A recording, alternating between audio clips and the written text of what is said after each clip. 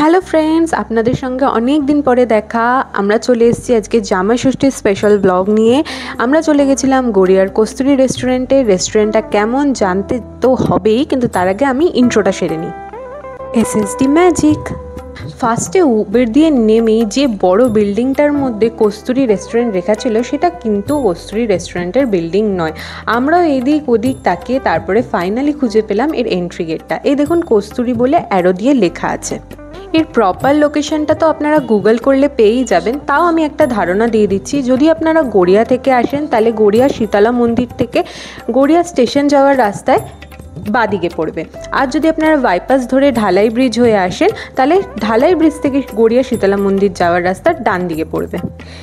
এন্ট্রিটাই একদম মন কেড়ে নিল। খুব সুন্দর সাজানো গোছানো, টোটালি সাবেকি একটা সাজ, কোনো উগ্রতা নেই যার মধ্যে।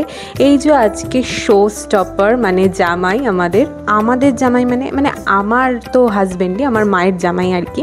আর আমার মাকে দেখুন, একেবারে সানগ্লাস পরে একদম হট শাশুড়ি সেজে রেডি জামাইকে বরণ করার জন্য। ভিতরের ইন্টেরিয়রটাও আপনার দারুণ লাগবে। প্রথমে আমরা ভেবেছিলাম এইটুকুই রেস্টুরেন্টটা, এইটুকু জায়গাতেই বসার জায়গা আছে, তো আমরা ভেবেছিলাম অনেক ছোট, হয়তো আজকে ভিড় কম।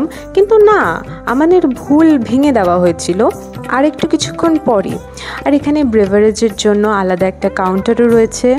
সত্যি কথা বলতে, এত অ্যাফোর্ডেবল প্রাইসে এত সুন্দর ইন্টেরিয়ার, অ্যাম্বিয়েন্স এবং ফুড কোয়ালিটি খুবই ভালো।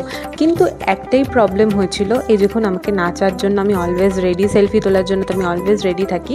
হ্যাঁ, যে বলছিলাম যেটা একটাই প্রবলেম হয়েছিল, সেদিনকার জামাই ষষ্ঠী হওয়ার কারণে সার্ভিস কিন্তু খুব স্লো ছিল।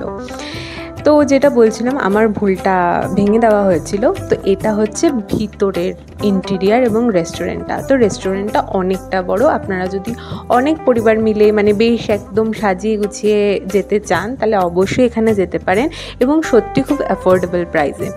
এটা হচ্ছে ওখানকার ব্রেভারেজ আইটেম। এই আইটেমগুলো মেবি ওদের সারা বছরই অ্যাভেলেবেল থাকে, কিন্তু এই আইটেমগুলো স্পেশালি জামাই ষষ্ঠীর জন্য ওরা অ্যাভেলেবেল করিয়েছিল। আর আপনারা পজ করে দেখতে পারেন, কস্তুরী রেস্টুরেন্ট কিন্তু অনেক জায়গায় ব্রাঞ্চেস রয়েছে, চিনার পার্ক, নিউ মার্কেট, সোদপুর। তো জামাই ষষ্ঠীর স্পেশাল আইটেম হলেও মেনু কার্ড পজ করে আপনারা দেখতে পাবেন যে যথেষ্টই অ্যাফোর্ডেবল বা রিজনেবল প্রাইস রয়েছে, একটা ধারণা পাবেন প্রাইস নিয়ে। আর এখানে আমাদের যে অর্ডার দেওয়া হয়েছিল সেটা চলে এসছে। আর ফুড কোয়ালিটিও ভালো এবং কোয়ান্টিটিও ভালো। একটা থালি দুজন আরামসেই শেয়ার করে খেতে পারবেন।